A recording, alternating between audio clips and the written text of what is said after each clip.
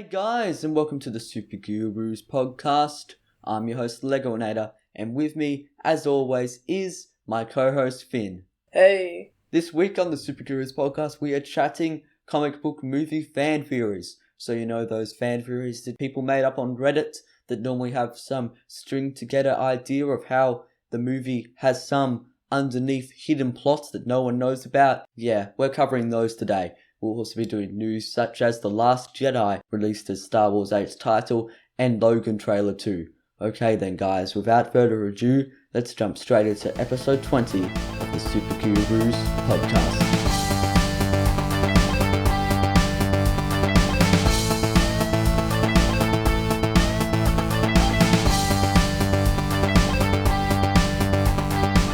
Okay, so I don't have too much news today, apart from that Black Panther has started filming. Okay. Rogue One has grossed more than $1 billion. Oh no, Finn, back to Black Panther, okay man? Oh, okay. Black Panther started filming. It started filming in Atlanta, right? Yeah, I think that's true. Well, Infinity War has also started filming, so looks like it's Marvel sort of party in Atlanta right now. Must be. I didn't realise Infinity War started filming, so... Yeah, it started filming 2 days ago from when we're recording this. And did you also see, with the Black Panther started filming, they had a photo of the chair, which was Black Panther started filming, and they had a new logo printed on the chair for Black Panther. Did you see it? No, I didn't. Okay, it basically looks like Black Panther in sort of blocky letters, but it's written paint, sort of. Imagine finger paint Black Panther. Oh, that's pretty cool. Yeah, that's what it's like. That's mean. Okay, now you can do your 1 billion Rogue One. Now we've chatted Black Panther for a bit. Well, Rogue One has grossed more than $1 billion in the box office, which is good. I mean, it was a stellar movie. Did we ever think it wasn't going to gross $1 billion?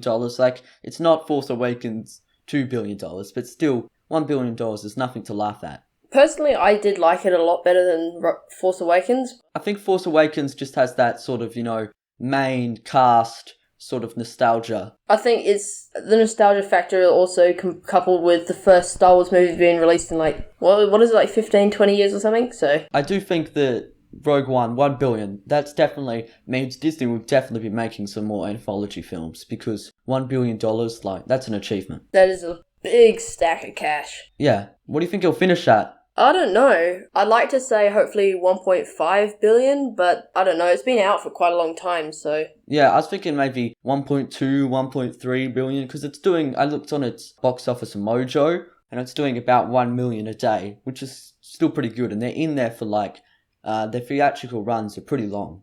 And since it's such a hyped movie, it will be in for longer. Yeah. Well, what's your third bit of news? Okay, so, last bit. So, the Inhumans characters have been confirmed. For the IMAX TV show? Yep. So, it obviously would have Black Bolt in it. It also has Medusa, Maximus, Karnak, Gorgon, Crystal, and Triton. So those are the key sort of royal family? Yeah, so there's main Inhumans that I think the plot will revolve around. Yeah, I heard that Triton, everyone else will be a series regular apart from Triton, because apparently the special effects that they need to bring a living sort of fish person into every episode is too much, so he won't be a season regular. Oh, okay then.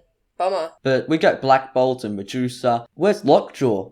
They better bring Lockjaw. Well, I think he's not really played by a human, so he's just sort of like a dog. Oh, but still, they should include Lockjaw. I think they're going to have to include Lockjaw. He's just so important. He's an Inhuman staple. Yeah, definitely. And plus, he just looks so cute, He's got that sort of thing on his head. It's like Black Bolt did some dress up on him and just tried to make him look like Black Bolt. Yeah, I know, it's like cute, so the mini Black Bolt. Yeah, but he's just a massive dog. Yeah, I know. It's crazy. Not to mention that he can teleport. Oh, yeah.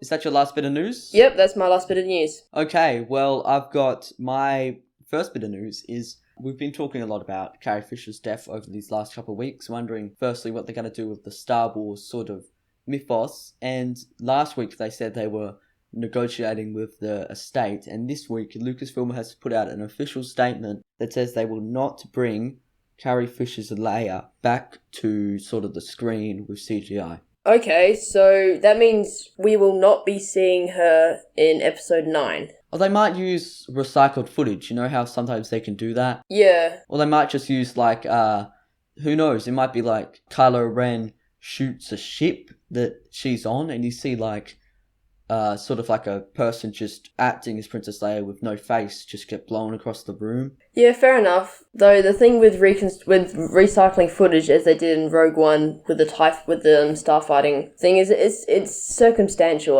I mean, revolving around a character, it's a bit harder to do, especially compared to like those TIE fighter ones where you're seeing like for 5 seconds you're seeing the guy's face. Yeah. It's going to be harder for Lucasfilm to sort of make the rest of her story now that they don't use CGI. But I guess I wasn't really against the CGI in Rogue One, but I know a lot of people are, so probably good to steer away from that controversy. I think it wasn't amazing, but they sort of had to do it considering the storyline. Yeah. But they probably could have gotten away with not doing Leia.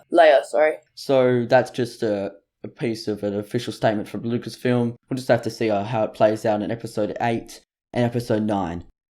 Next up, we have a bit of confusing news. You know Dwayne "The Rock" Johnson, how he's been for ages saying he's going to play Black Adam? Yeah? Well, apparently, Black Adam is set to get his own solo movie along with the already planned Shazam movie. So there'll be a Shazam movie and a Black Adam movie. Now my question to you is, Black Adam, like, people barely know who Shazam is. How are they going to know who Black Adam is? Shazam's main villain, but still, who knows who Black Adam is? Name like one person who's ever talked about Black Adam. I think Black Adam is actually a really cool character. I think that, and Shazam as well, I think they're both crazy good characters and stuff, and I would be excited to see a movie revolving around possibly both of them, but 2 movies, one Shazam, one Black Adam, it makes me wonder what the Shazam movie, who's going to be the villain in the Shazam movie. I think that a good idea would be to sort of tell the story from 2 different angles. So you do the Shazam one first, and then you tell the story from Black Adam's sort of perspective. It would involve, a quite complicated plot. I think that there would be a lot of different aspects, and it would require a lot of thought and very careful planning. But I reckon they could pull it off. Me too. But Black Adam, I just don't think that's a good choice for a solo movie, mainly because he's not in the public conscience. Everyone knows who Superman is. They know who the Joker is. But Black Adam, it's just sort of when you see that, you just wonder, well, who is this Black Adam? You'd see Dwayne "The Rock" Johnson, and that'd be your star power. But no one really knows who Black Adam is. Fair enough. I see what you mean. I think they might be trying to sort of elevate his position, bring him up as from like a 3rd tier villain into a 2nd tier or even 1st tier villain, especially with using The Rock and other characters like other actors like that. It might be some marketing ploy. It might just be that they think that Shazam will sell well and they would like to elaborate on that story. Yeah, we don't know inside their marketing minds. Next up, James Cameron. He's set to get the Terminator rights back in 2019. So they've been, I don't know who I'm pretty sure it's like Paramount Pictures or someone has them right now, but they get back in 2019 and he's going to reboot the Terminator franchise. And he's also going to have Tim Miller direct the rebooted Terminator. Okay, that sounds cool. Yeah, do you like Terminator? Have you seen Terminator 1 and 2?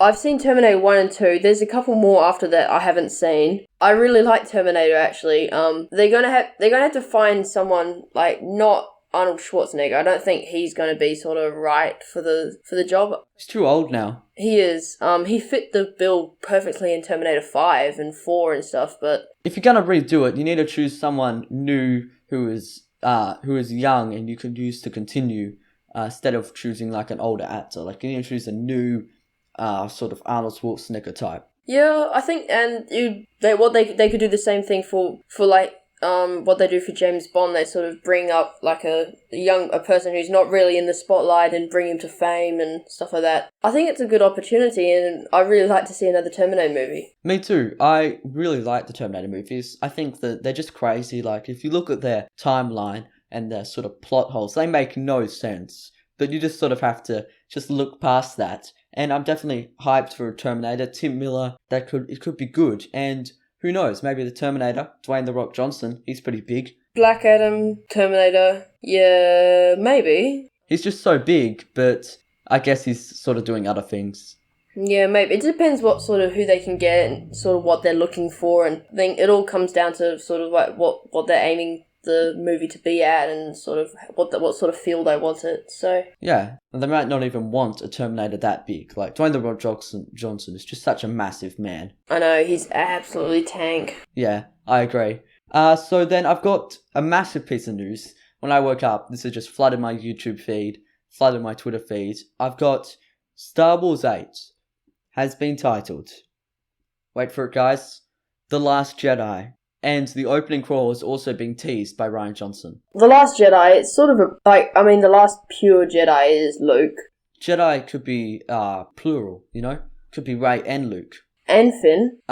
He's not force sensitive. Isn't he? I thought he was. No, he just picks up the lightsaber, you know, and he just gets absolutely... Kylo Ren just chops him, and he's still, at the end of the movie, he's still out for it. I swear he was a Jedi. Oh well. No, Finn. I wanted him to be a Jedi. But The Last Jedi, that could refer to Luke, or it could refer to Luke and Rey, who knows? But if it just refers to Luke, do you think he's gonna die? Maybe. That sounds ominous. I think that it will be like some sort of training thing. Luke will train Rey, and because she's not technically a proper Jedi, she hasn't gone through all the training and that sort of stuff, so she's not technically referred to as a Jedi. Yeah, but I think by the end of the movie she will be. I reckon she'll be pretty close to being one, and then the final confrontation in number 9, she will be a full Jedi.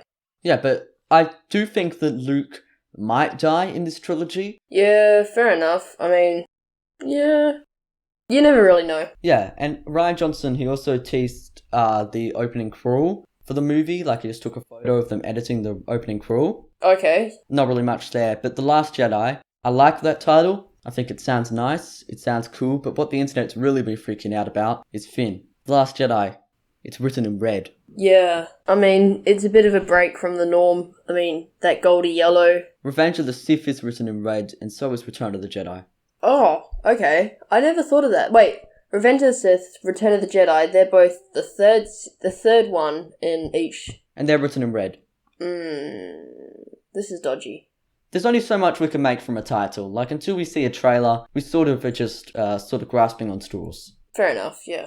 So, Last Jedi, I think it sounds cool. Finn, what do you think of the title? I think it sounds pretty cool, regardless of anything else. I think it's a cool name. Yeah. Okay, well then, let's do the next piece of news. Logan has dropped its final trailer, and Finn has just seen it, and we're going to talk about it now. So, it dropped its last trailer a couple of days ago. It comes out March 3rd. Hugh Jackman's last apparent role as Wolverine, but I think he'll do a cameo in Deadpool 2. Well, at least cameo, if not play a slightly bigger role. So Logan, most likely his last standalone movie, and it looks pretty awesome. Like, we see some brutal X-23, and Finn just remarked how brutal she was, and then we also see we don't see much Charles Xavier in this trailer, but we see Wolverine, we see the Scavengers, X-23, all looks pretty darn awesome. I love X-23. She's crazy. She's like the guy in the deli. She absolutely ripped his face off, basically. Dropped him so hard. And then you get that shot where, the guy walks into the building to get X-23 and then, cuts outside to the guys waiting outside.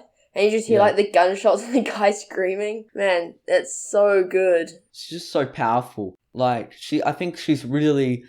she's sort of like Wolverine immediately, when he has his mind wiped at the end in X-Men Origins and he just breaks out. She's absolutely exactly feral. like that. Yeah, she's just sort of just mindless killing. Like Wolverine, he kills people, but I don't think he does it nearly as mindless as X-23. I think that partially because she's a child and that's what she's been trained to do. That's what her instincts tell her to do. And she hasn't known anything else. She hasn't had a proper childhood or anything. And yeah, I agree. I think she's just never had any, role models to tell her killing's not the right thing to do. Which potentially is really cool and add an interesting dynamic to the story. Yeah, I think that she'll definitely be a daughter figure to Wolverine. Wolverine will be her father figure. Well, I think that it was remarked by by Charles Xavier in the actual trailer. And he said this is what a family looks like. He also says she's very much like you. She is a genetic clone of him, isn't she? Yeah, she's the 23rd attempt at a clone of him. Yeah, so... Yeah, what else we gleaned from the trailer? I didn't really get much plot. I still don't really get what the main plot of the movie is. Might be X-23 escapes, finds Wolverine. Maybe they're on the run from the people trying to capture X-23. I do think Charles Xavier will die, because you see Wolverine with the shovel, you know? Yeah, and we also see him at some sort of funeral. Oh no, sorry, that was a leaked image, wasn't it? No, the funeral's in the first trailer.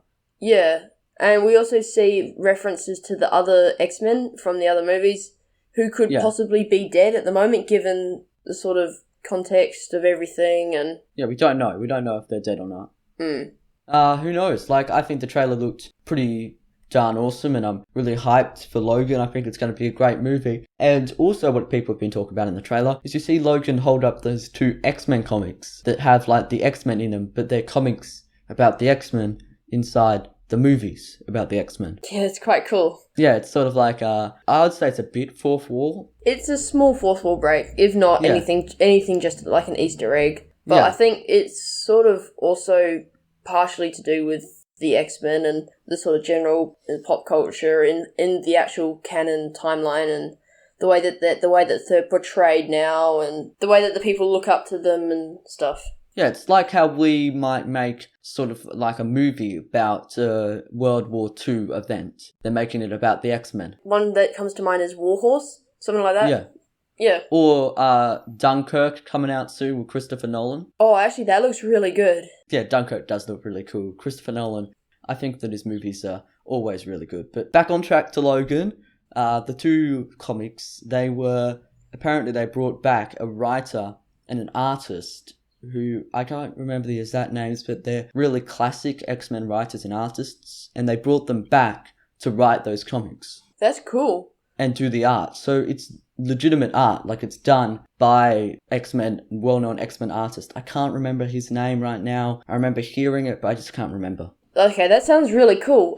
Do you know if those comics will be, like, publicly available to read, or...? I think they might release, like, one as before the movie. You know how sometimes they release, like, a prelude comic? Yeah, maybe. That'd be pretty cool. Okay, well, I think that's it for our news. We should get on to our main content, which this week is fan theories. We are chatting fan theories about comic book movies. I've got a couple, Finn's got a couple. We'll just list them off, say what we think, then we'll go on to the next one. There's some pretty crazy ones, guys. Some of mine really pull on some threads, and they're definitely a bunch of fans trying to fix plot holes in superhero movies that really weren't intended to be there. And none of these fan theories are probably true, but I always find fan theories fun. So Finn, hit us with the first fan theory. Okay, so I'll start with a Marvel one. This one's a bit shady. I wasn't 100% sure of the basis for it, but it sounds really cool nonetheless. It's basically that Phil Coulson is a super soldier. Ah, I saw this one too. It has something about... Oh no, you elaborate. No, you do it. Okay, sure. So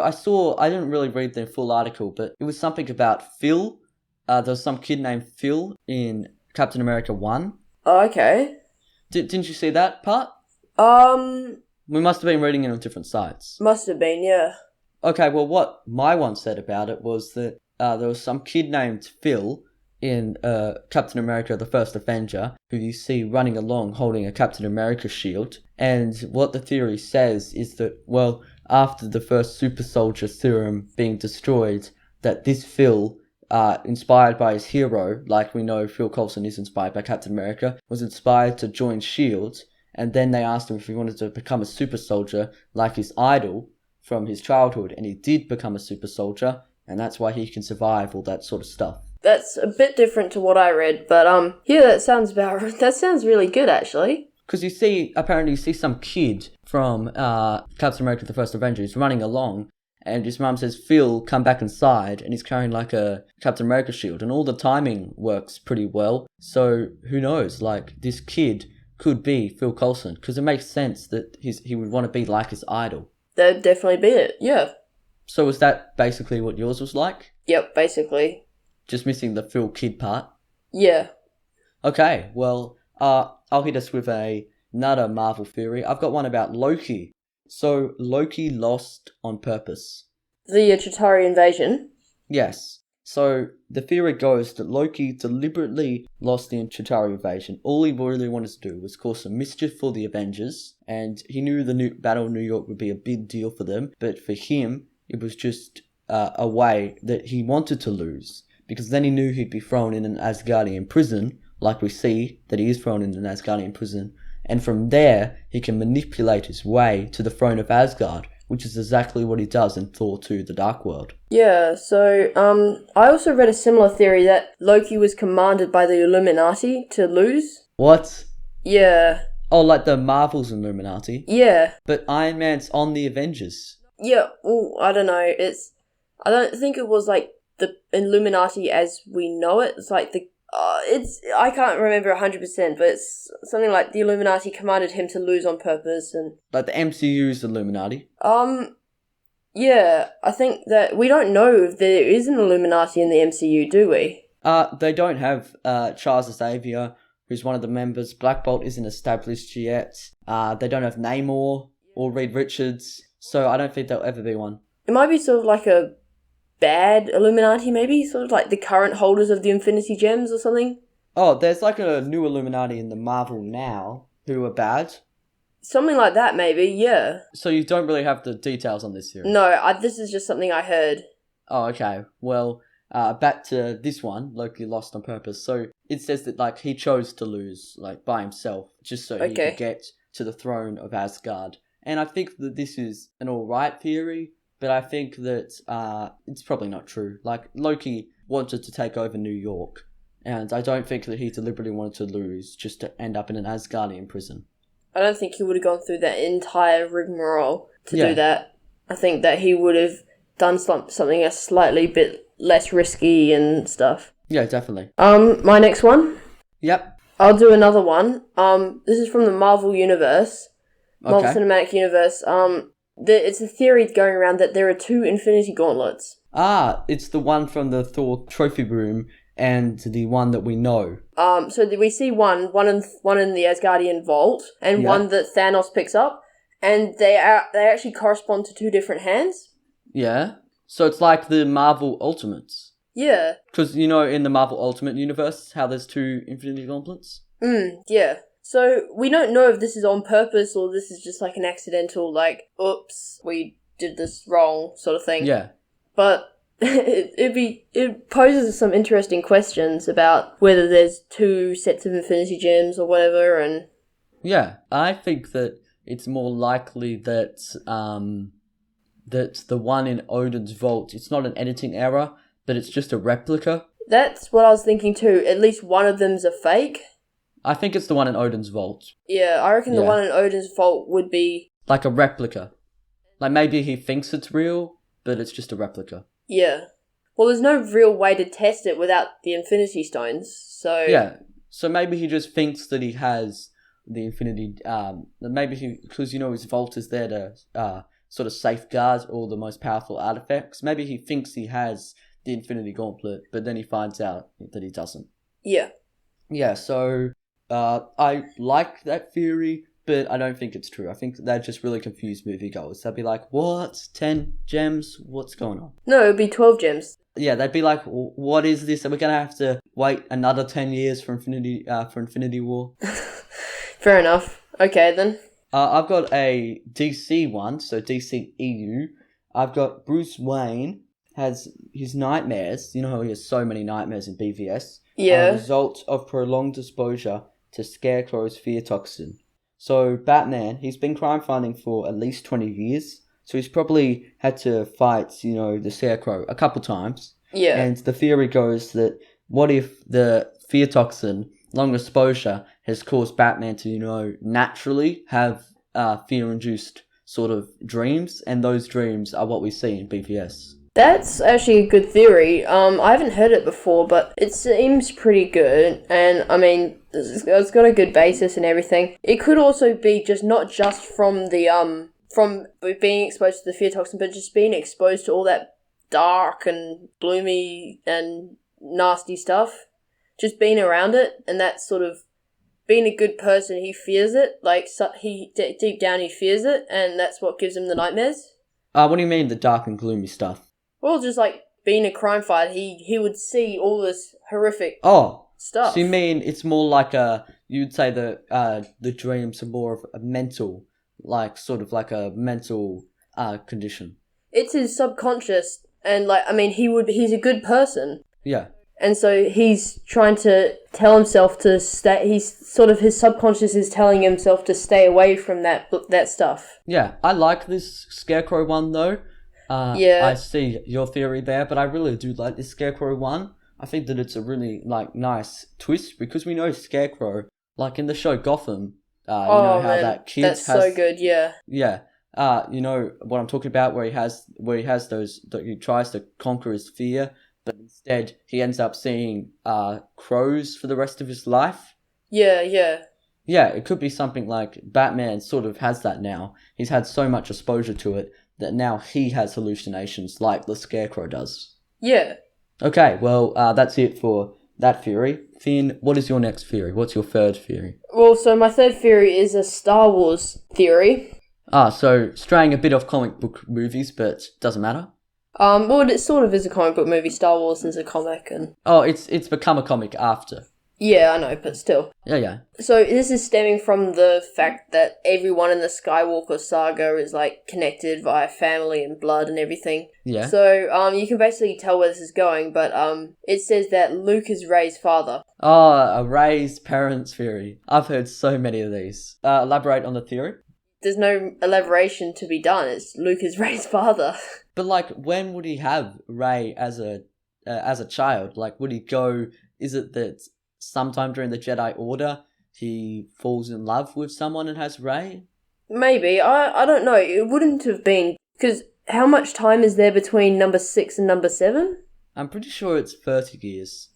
30 years. Rey would be, like, how old would she be? Early 20s. Early 20s. So maybe what happens is Luke, like, 10 years into the Jedi Order and stuff, Luke has a child and he gets all scared and stuff, and the First Order starts coming up, and so he breaks down and hides the child, and he knows that the Jedi Order is gonna crumble. Yeah. He has this child, he hides her, and then he flees himself. Yeah, I could see that, and I think that also another sort of thing to help the theory is the Jedi Order during the time of the Clone Wars. They don't like relationships. Jedi aren't allowed to have love interests. It sort of seems as taboo, yeah. Yeah, but as we see, Luke never gets told that. Like, Obi-Wan never tells him that. Yoda never tells him that. Well, at least we don't think Yoda tells him that. And Obi-Wan himself might have had a love interest. You see that sort of in the Clone Wars. He has like a sort of relationship with some Mandalorian queen that's elaborated on a bit. Like, you never see him explicitly doing anything, but it's a bit, you see a bit of he obviously likes her. Flirting and... Yeah, but so who knows? Maybe Obi-Wan never told him, and then Yoda never told him, so Luke doesn't even know that that's against the original Jedi Order. Fair enough, and that would be an acceptable reason, and... Yeah. I'm just going to lift off a Rey parentage theory that I heard too. There's so many, so I'll only say one that I've heard. That's my favourite one, is that Rey is Obi-Wan's granddaughter.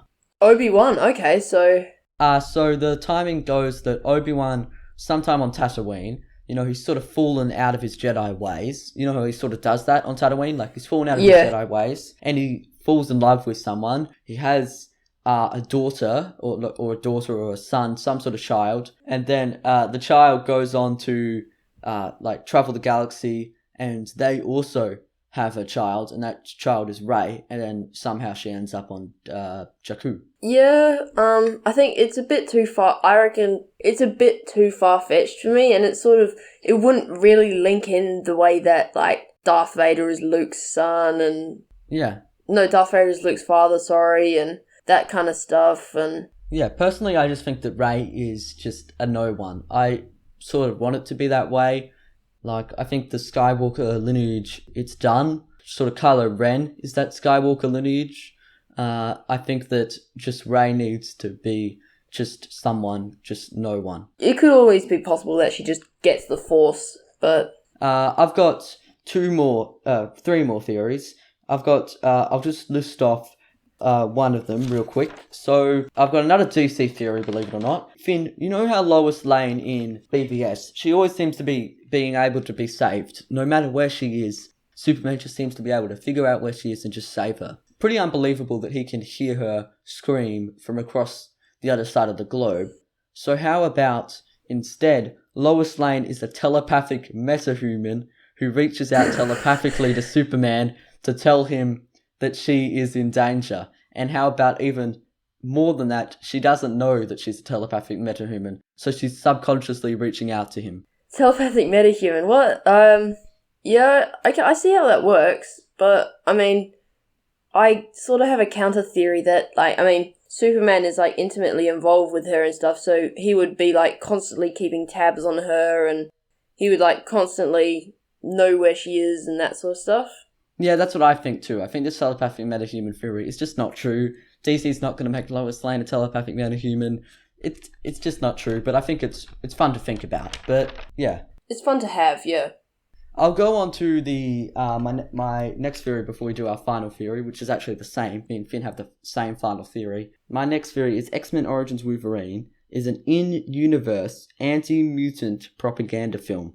So X-Men Origins isn't part of the X-Men franchise at all. It is actually an in-universe movie made by and funded by an anti-mutant organization with the specific intention of making people fear and hate the mutants. They even incorporate some of our favourite mutant characters and then twist them to fit the agenda.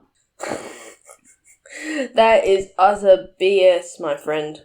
Yeah, it sounds like a fan trying to justify how bad X-Men Origins is. I think that is definitely what they're trying to do, and it does not make sense. I mean, a film inside a film? Yeah, there is a theory that all of Quentin Tarantino's films are connected, and some of them are films within inside films. Fair enough. I agree. This is just it's not true, but it's sort of fun to sort of think. Well, if you really want to think all the X-Men movies are perfect, then you can just say X-Men Origins is a movie within the movies. It gives an excuse, a backdoor. Yeah. If you want. Yeah, but no good. So let's do our final theory. My final theory is Stan Lee is Kang the Conqueror. Finn, I know that you have a theory on who Stan is. Who do you think Stan is? I think Stan is the Watcher.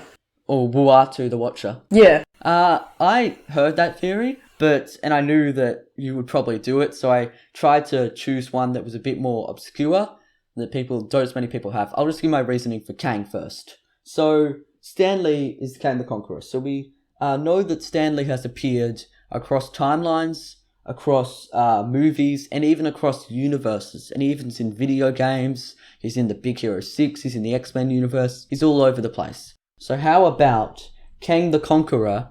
He is Kang the Conqueror, because we know that there's a Kang the Conqueror can travel across time and space. So that fixes that problem. And then, even better, sometimes we see Stan Lee die. Like Incredible Hulk, he drinks that green beer. Yeah. That has the Hulk's blood and he just falls down. Yeah. So maybe to fix that, Kang, you know how he has the Council of Kangs? Yeah.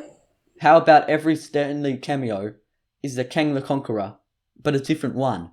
So every cameo is a different Kang the Conqueror. Okay, and then some of the Kang the Conquerors die. Yeah, and the reason Kang the Conqueror hasn't actually conquered anything yet is because he's waiting and sort of studying the heroes and waiting to do his move.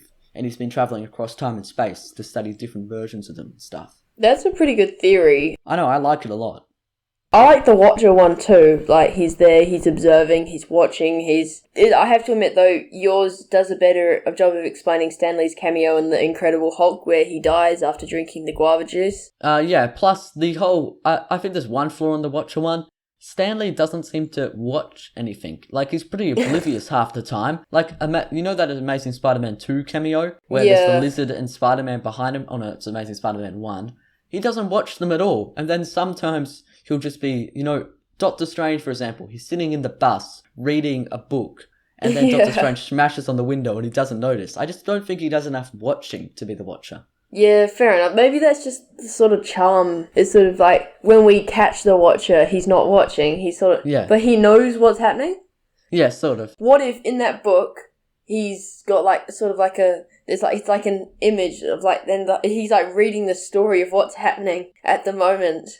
Or something like that. I don't think that he's the Watcher. I think that he's more likely to be Kang. He's probably no one. It's like, they're just fun cameos, but if you want to make a fan theory about it, I think Kang's more likely. Stanley does interfere, which Kang would be allowed to do, but the Watcher's not supposed to interfere, but we know that he does, so I guess that's alright, but sure, I think I think Stan's Kang. Do you still think he's the Watcher, or Kang? Jury's out on that one. Okay. So then that's it for our main content fan theories. These were all pretty fun. I had fun finding some fan theories across the web, and now we're going to do our famous segment, This Week in Comics, where we chat what we have been reading/watching this week. And I have been reading a comic. It's written by, what's his name? It's written by Kurt Basek. I can't really pronounce that last name. And it's drawn by my favourite artist ever, Alex Ross. It's Marvels. Published in 1984. I've read issue 0 so far. And so, basically, Finn, do you know what Marvels is about? Not particularly. I've heard of Alex Ross and I know he's legendary, but... Oh, yeah. I love Alex Ross. I have Kingdom Come, I have Justice, and I'm now reading Marvels. Okay, cool. So, Marvels. I've read issue 0, which was sort of like a retelling of the original Human Torch? Yeah. It was a retelling of that storyline, and then I've read that, and then what I'm doing is, so issue 0 is just retelling of the Human Torch, and then I've sort of, I know I've read, the synopsis of number 1, 2, 3, and 4, and basically Marvels is about a guy who is just a normal guy in the Marvel Universe, sort of living through the Marvel Universe, what's it like to live in a world with superheroes. Oh, okay. That's quite good. Yeah, it's, I'm reading in a Marvel Unlimited. The art is, of course, I love his art. He's just spent so much time and effort, and it just looks amazing. And the writing is also great. And yeah, I'll tell you next podcast, once I finished it, what I think. Okay, so that sounds really cool. It's sort of a different take on superheroes. Yeah. So I asked you before, and you haven't been reading/watching anything this week, right? Except for MasterChef. Oh no, I hate MasterChef. Okay, if there's any international listeners out there, Finn's been watching MasterChef Australia, and MasterChef Australia, I could get how some people like MasterChef Australia, but I don't really enjoy doing cooking in the first place. MasterChef Australia has a ridiculous amount of ad breaks, okay? And just, I don't like it, but I guess how some people could, but no. I don't know why I watch it, but oh well. Okay, that's the end of the Super Gurus then. We're ending on MasterChef, it turns out. So I hope you guys enjoyed this episode. If you want to find us, you can of course find Legoinator on Twitter, Legoinator on Facebook, Legoinator Google+, and also please subscribe to us on YouTube. We're pumping out content 2 times a week there, pretty good. Hope you enjoyed this episode. Why don't you comment below what your favourite fan theory was, and if you watch MasterChef. Okay then guys, see you next week. Legoinator out. Bye. Bye.